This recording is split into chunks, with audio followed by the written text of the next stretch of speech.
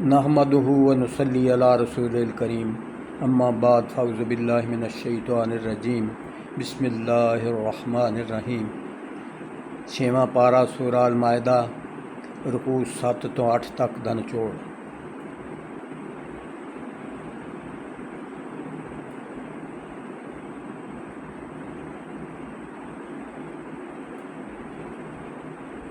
सतवें रुकू च दस्या गया है कि अपने नफ्स दियां ख्वाहिशां दे मुताबिक नहीं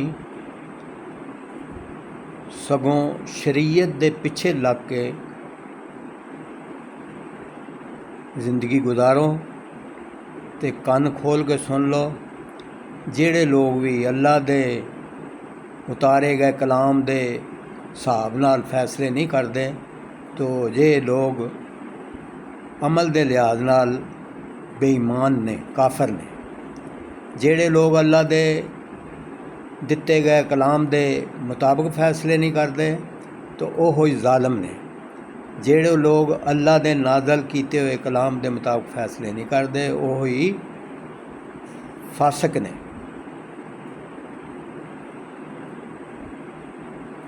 अठवें रुकू च फरमाया मुसलमान यहूदियां ईसाइयां नूं बेली ना बनावन, एक दूजे दे नाल बेली बन।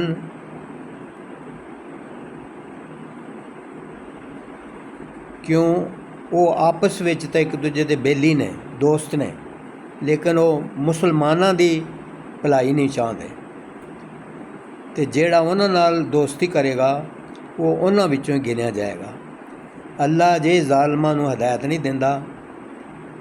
मुसलमानों को खबरदार किया गया है बई जे उन्होंने आप दी जिहड़ी दीन की जिम्मेदारी है पूरी ना की तो अल्लाह उन्हों की थां उत्ते इस्लाम की खिदमत दी सादत जिहा लोगों को दे देगा जिहड़े अल्लाह नाल मुहब्बत करनगे, अल्लाह उन्हां नाल मुहब्बत करेगा।